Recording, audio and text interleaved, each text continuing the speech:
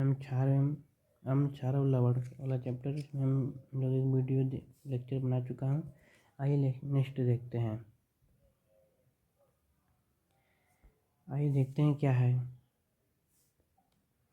आइए देखते हैं हमसे कि उदासीनीकरण अभिक्रिया किसे कहते हैं। उदासीनीकरण अभिक्रिया अभिक्रिया में क्या होता है कि जब कोई क्षार और अम्ल आपस में अभिक्रिया करते हैं तो क्या बनाते हैं, लवण और पानी। ठीक है, इसी को हम उदासीनीकरण अभिक्रिया कहते हैं। उदासीनीकरण अभिक्रिया इंग्लिश में क्या होता है, इसका मतलब होगा न्यूट्रल रिएक्शन। ठीक है, सामान्यतः उदासीनीकरण अभिक्रिया को इस प्रकार लिखा जा सकता है जैसे कि क्षार प्लस अम्ल इक्वल टू लवण प्लस जल। इसको आप लोग याद रख लीजिएगा। जब भी कोई क्षार और लवण आपस में रिएक्शन करेंगे तो क्या बनाएंगे, एक तो साल्ट बनाएंगे और दूसरा वाटर। ठीक है,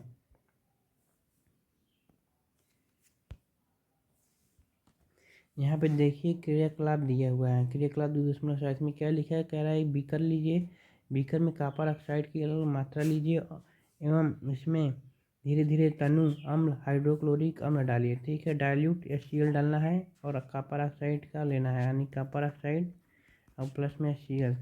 जब ये विलयन के रंग पर ध्यान दीजिए, कॉपर ऑक्साइड क्या हुआ, यहाँ पे देखिए क्या लिखिए, आपने देखा कि विलयन का रंग नीला हरित हो जाएगा एवं कॉपर ऑक्साइड घुल जाएगा। ठीक है, नीला हरित हो जाएगा, कॉपर ऑक्साइड घुल जाएगा। विलयन का नील हरित रंग अभिक्रिया में कॉपर डाइक्लोराइड के बनने के कारण होता है। ठीक है, धातु ऑक्साइड एवं अम्ल के बीच होने वाली समान अभिक्रिया को इस प्रकार लिखा जा सकता है। धातु ऑक्साइड हो और उसमें जब अम्ल की विक्रिया होगी तो क्या बनेगा, लवण और जल। ठीक है, जैसे कि ये जो रिएक्शन लिखा है ये आज देखते हैं कैसे होता है। जैसे कि मान लीजिए कॉपर ऑक्साइड ले लीजिए, प्लस में उसमें हाइड्रोक्लोरिक अम्ल डाल लीजिए, रिएक्शन क्या बनेगा, रिएक्शन होकर बनेगा CuCl2 प्लस वाटर। जो ये मेरा CuCl2 है इसी का जो रंग होता है वो नील हरित हो जाता है। ठीक, इसको जैसे इंग्लिश में बोलेंगे, इसको इंग्लिश में बोलेंगे ब्लू ग्रीन, और नील हरित मतलब ग्रीन, मतलब ब्लू ग्रीन हो गया, और नील मतलब ब्लू ग्रीन कलर का हो जाता है CuCl2 प्लस H2O। यानी जब भी हम copper oxide plus 2HCl reaction करते हैं इस प्रकार से रिएक्शन होता है तो ब्लू ग्रीन कलर बनेगा। जिससे कि आप कभी भी अगर धातु ऑक्साइड का ऑक्साइड हो और वो अम्ल के साथ रिएक्शन करेगा तो क्या बनाएगा, पहला एक लवण बनाएगा, दूसरा एक जल। आइए देखिए क्या लिखा है, जब उपरोक्त अभिक्रिया के लिए समीकरण को लिखकर संतुलित कीजिए। क्षार एवं अम्ल की अभिक्रिया के समान ही धात्विक ऑक्साइड अम्ल के साथ अभिक्रिया करके लवण एवं जल प्रदान करते हैं, अतः धात्विक ऑक्साइड को क्षारकीय ऑक्साइड भी कहते हैं। इसको याद रखिएगा कि जो धात्विक ऑक्साइड है इसी को हम क्षारकीय ऑक्साइड भी कहते हैं। ठीक है,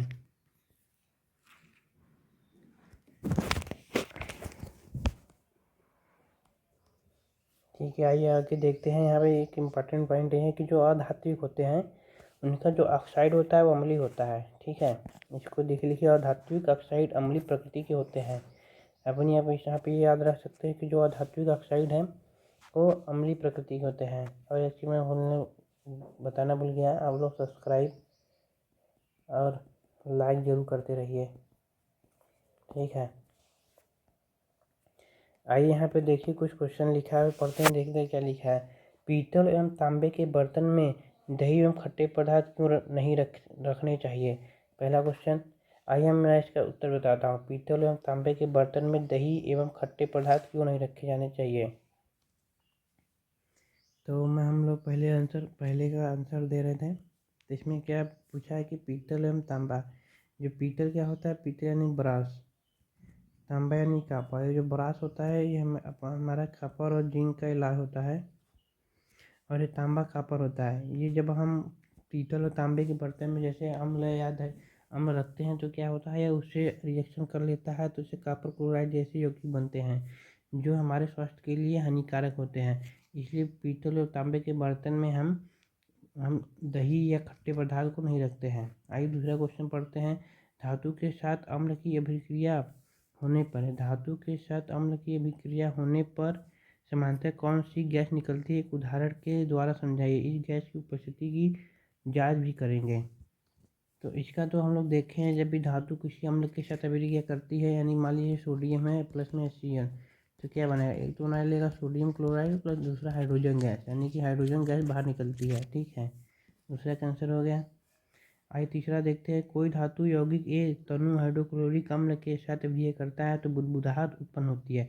इसमें उत्पन्न गैस से जलती मोमबत्ती को बुझा देती है। यदि उत्पन्न यौगिक में एक से कैल्शियम क्लोराइड है तो एक इस अभिक्रिया के लिए संतुलित रासायनिक अभिक्रिया समीकरण लिखिए। ठीक है, इसका आंसर आप लोग दीजिएगा कि बुदबुदाहट उत्पन्न क्यों होती है, इसमें उत्पन्न जल्दी जल्दी मोमबत्ती क्यों बुझा देती है। ठीक है,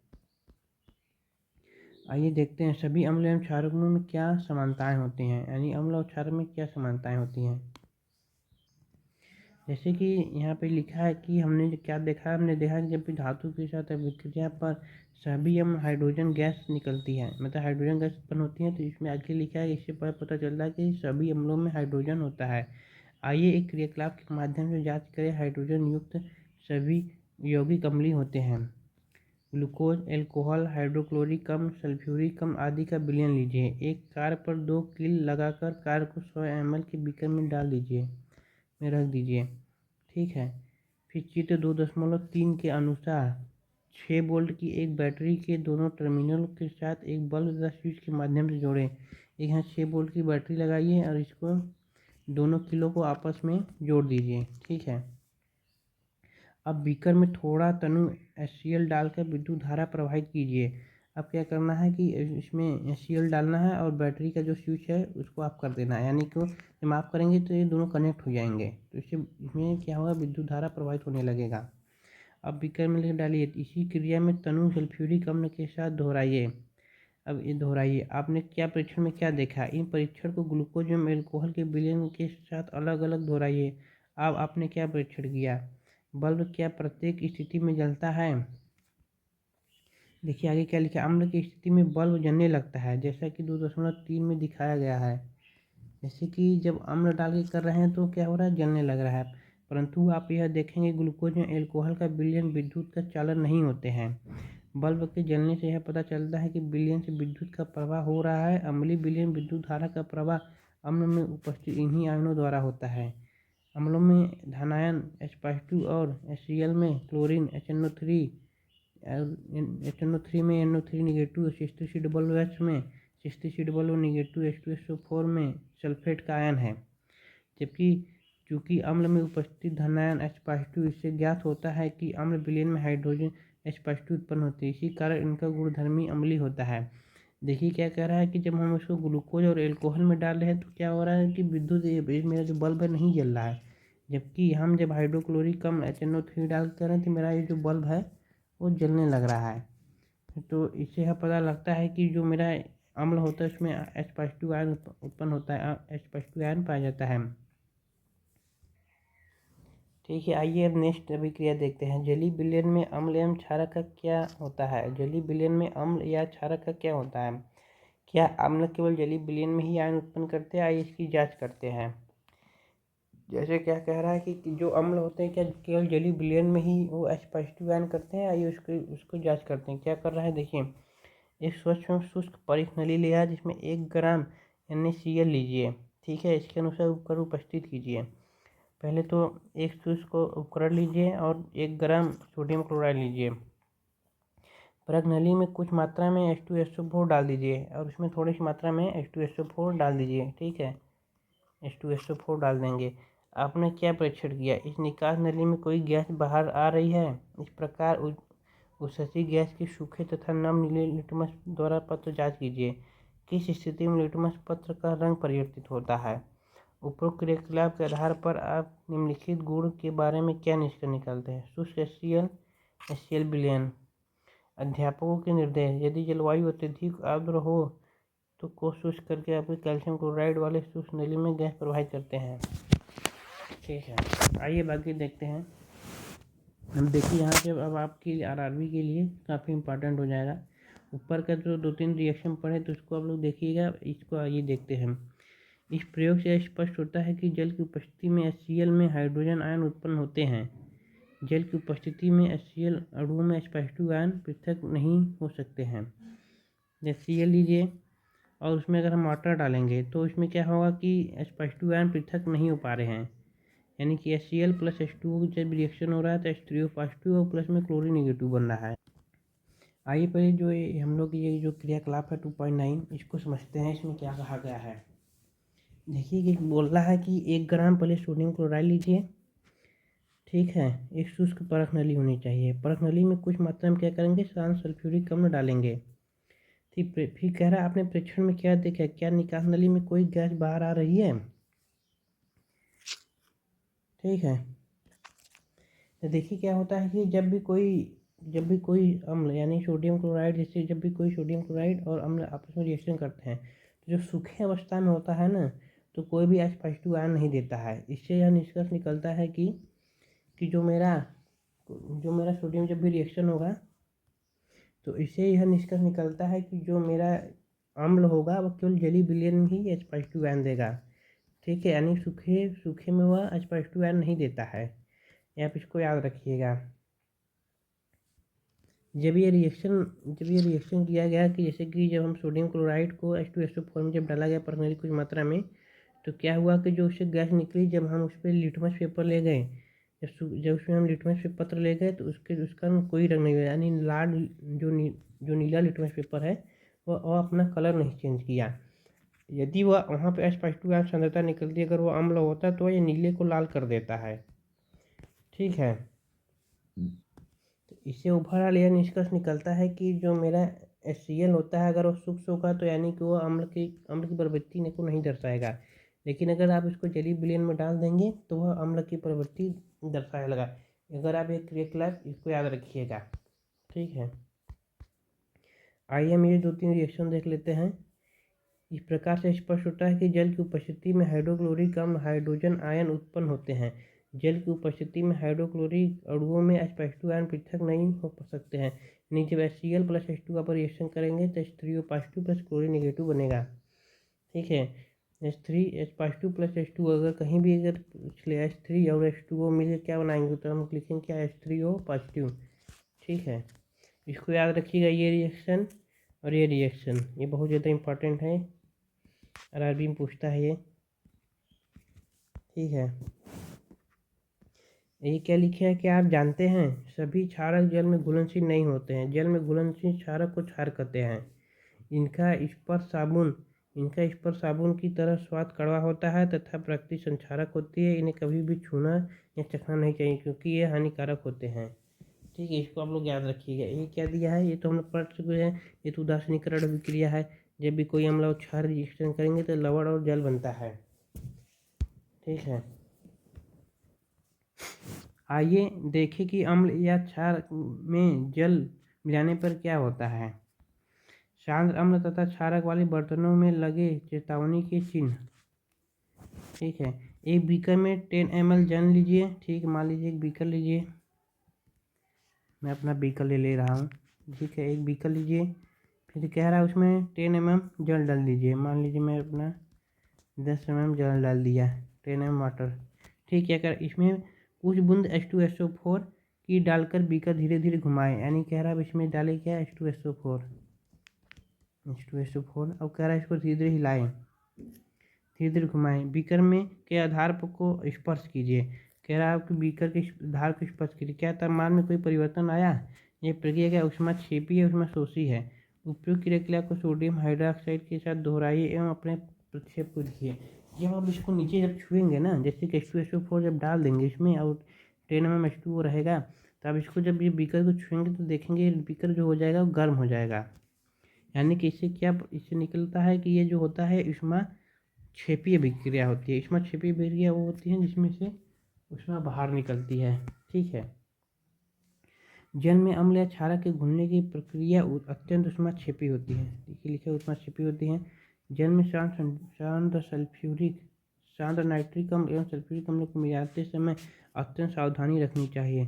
अम्ल को सदैव धीरे धीरे तथा जल को लगातार हिलाते हुए जल में मिलाना चाहिए। शांत अम्ल में जल मिलाने पर उत्पन्न हुई ऊष्मा के कारण मिश्रण अस्फलित होकर बाहर आ जाती है तथा आप जल सकते हैं।